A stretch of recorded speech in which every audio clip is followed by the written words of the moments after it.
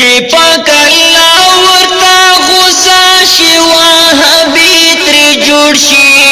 لوی ځانور شي خوارج شي او بیا سپي ترې جوړ شي چې پاک الله ورته غوسه شي وهابي ترې جوړ شي لوی ځانور شي خوارج شي او بیا سپي ترې جوړ شي لوی ځانور شي خوارج شي او بیا سپي ترې جوړ شي دې سلفیان چې د سنخار په اول اعتراض دغه دی چې هدايه کې دا ګوري غیر مقلدین چرتم چې درته د فقه مسله نقل کوي کنه والله چې هغه باور سره دروغ خامخوي مکمله حواله به چرتم نه درته نقل کوي هم هغه د يهوديانو صفته دي افتؤمنون ببعض الكتاب وتكفرون ببعض يهوديانو به د خپل خواهشاتو مطابق د تورات حصہ منله او نورو نه به انکار کو هم د کشان د غیر مقلدین هم دي د دوی د سبا او بیگا مشغله دغه ده چې په وجود د جهالت چې په سبا نه چې فقها محدثین مفسرین د امت ګڼ کوم اکابرین چې تیر شوی دي دا غوي غلطیان تلاش کوي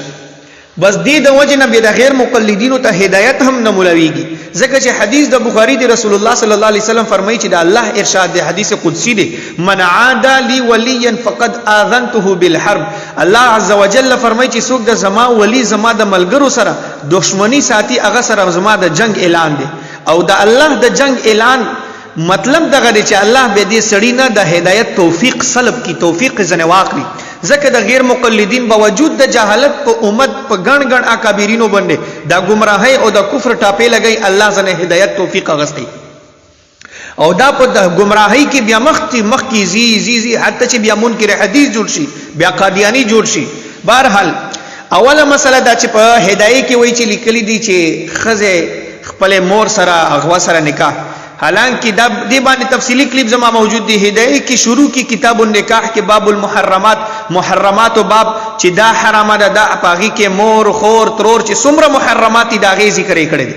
خو که یو سړی راولګي دا خپل محرمات سره نکاح وکړو نو د دې څه حکم دی یعنی یو سړی ولګي د خپل مور سره خپل خور سره نکاح وکړو د دې څه حکم دی ګوري شریعت کې د زانی سړی چې کوم سړی زنا او کې داغه حد شریعت مقرر کړی دی هغه دوه شیزونه دي امام نووي رحمه الله چې د غیر مقلدین هم مني هغه په شرح صحیح مسلم شریف کې د صحیح مسلم شریف په شرح کې په دویم جلد کې او په صفحه 63 باندې لیکي چې د علماء امت صحابه تابعین او تبع تابعین وایي چې په دې باندې اجماع ده چې د زانی سړی حد دوا دي یو حد د زانی سړی دغه دی چې زانی سړی که چرته شادي شودای نو هغه ته بر رجم کیږي و هغه به دومره سنگسار کوي چې سو پرې مړ شوی نه او که چرته شادي شودا نه غیر شادي شودای نو هغه به سو کوړې به ورته لګيږي فجلدوا كل واحد منهما 100 جلده چې کومه د قران بیان کړی دا امام نووي فرمای او وای چې زنا معتزله او خوارجو د اهل سنت والجماعت سره په دې کې اختلاف کړي نور هیڅ چا اختلاف نه کړي د اهل سنت والجماعت په دې باندې اجماع ده چې زانی سړی ته حد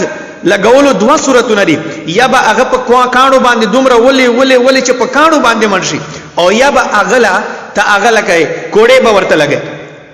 وګورئ حدیث د مستدرک حاکم دی حدیث د ابن ماجه دی ابو داود کې دی مصنف عبدالرزاق کې دی نور په ګڼ کتابونو کې دا صدر تصریف یو حواله بیان کوم ورنه په دې موضوع باندې زمونږ تفصیلی کلیپ موجود دی حضرت برا رضی الله تعالی عنہ روایت دی چې د رسول الله صلی الله علیه وسلم په زمانه کې یو سړی د خپل مور سره نکاح وکړو نو رسول الله صلی الله علیه وسلم په کې صحابي ولګي چې ورسره لاړ شه خپلانی سړی چې د مور سره نکاح کړی دی هغه نه سر په توره باندې ووهه هغه قتل کا اوس ګوري شریعت اهل سنت والجماعت په دې باندې اجماع ده چې حد چې دې زانی دی پاره هغه بیا مړاوي په دې صورت کې چې په کانو باندې ولې په توره باندې نه او یا به اغیلا کوړې لګل خو رسول الله صلی الله علیه وسلم ورته فرمایل چې لاړ شه هغه ته قتل کا سرزنه په توره باندې وه هم د کشل احناف مذهب دی بالکل د احناف دغه مذهب دی شرح معانی الاسار کې تحوی شریف کې امام تحوی رحمه الله فرمایي چې یو سړی خپل مور او خور سره محرمات سره نکاح وکي او هغه حلال غني نو وایي چې دا سړی کافر دی مرتد دی احناف خودم رسخ مذهب دی او کچا ور سره زنا وکړل خپل مور خور سره هغه باندې حد نشته، هغه به قتل کیږي، هغه ته تعذير دی. دا هدايه کې دغه مسله لیکل دا په شامی کې لیکل دا چې هغه ته به تعذير وي، او هو القتل، او هغه سړی به قتل کیږي. او غیر مقلدین امت ته دوکې ورکولو لپاره چې احناف د حدیثو مخالفت کوي او به دوی ځان نه پکې خبره سره جوړه کی، وایي چې د احناف په نسبت باندې خپل مور سره او پلار سره خور سره نکاح حلال دی. دا څومره او د دوی د کتابونو حواله چې د ما ورته ویلې والله چې دومره شرمناک مسئلې دي. د څو ورځې مخکې ماته یو غیر مقلد وایي چې امام صاحب قرآن کې الله وایي چې ماشوم ته به شوده 2 کاله ورکوي، او امام صاحب وایي چې نه 2.5 کاله به مال دروغ دی ویلا. په زاد المعاد کې امام ابن قیم فرمایي چې د امام ابو حنیفه رحمه الله یو قول د 2 کالو هم دی، او احناف فتوا هم په دغه باندې ده. او ما ورته ویل چې غیر مقلده تا ته د امام ابو حنیفه مسائل خلیدل شي، او خپل نظیر حسین دلوی لګواوره. نظیر حسین دلوی په فتاوا نظریه اول جلد کې، او دک شان نواب وحید الزمان په نزل الابرار کې د دې دواړو لیکلي دي چې یو سړی دی هغه مشر دی او یو خزه ده، خو هغه خزه ته پاره د سړی ته قتل جایز نه دی، او دا سړی دا غواړي چې ماته د خزه ته قتل جایز شي. نو وایي چې د دې طریقه دغه ده چې د خزه ته په کار ده چې هغه سړی له پي ورکی، نو هغه سړی به د زوی وګرځيږي او د خزه به مور شي، نو هغه سړی د پاره د خزه ته قتل جایز دی او مور غوندي چې ورسره سکه ورسره کوي شي. نو غیر مقلدینو تخپل مسئله خو نشي لیدي، خو په احناف په کې شپه او ورځ را لګیدلې دي. الله زنه هدایت توفیق سلب کړي دي. نو احناف په دې مسئله کې بالکل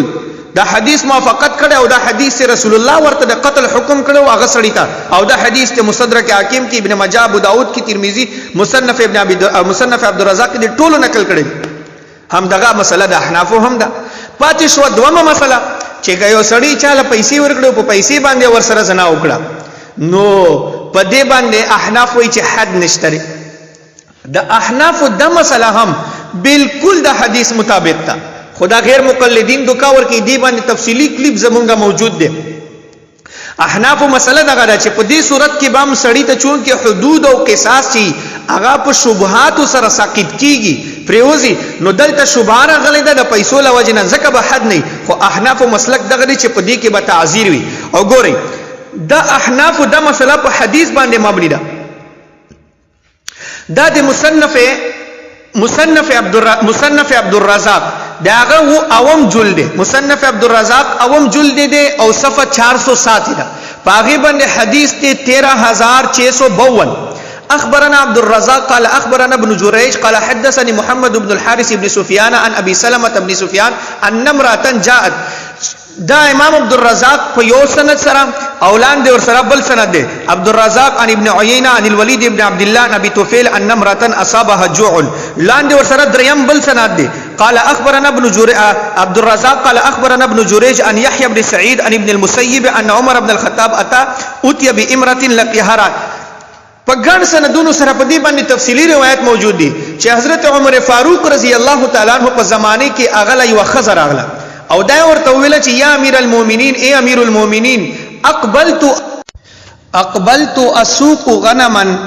فلقيني رجل. اے امیر المؤمنین ز په لارو کې روانه وم، ځان سره مې وزیره واستلې،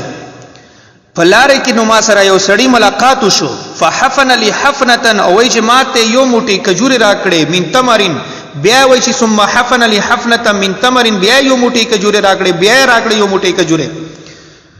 نو حضرت عمر رضی الله تعالی عنہ امیر المؤمنین اغاز نه پښتنه کې چې تاسو ویله اخذ لوي خزه بیا خبره ورته وکړه چې زه په لارې کې روانو، نو سړی مال کجوري راکړې یو موټی، بیا راکړې ثم اصابني، او بیا ما سره بدکری وکړه. حضرت عمر رضی الله تعالی عنہ فکبر، وای چې تکبیر الله اکبر ویل، او بیا ورته ویل چې مہرون هغه سړی چې تا ته دغه کجوري درکړي دا مہر دی، او هغه بدکری تا سره بدکری نشي، هغه تا سره نکاح شو او دا مہر درکړي دی.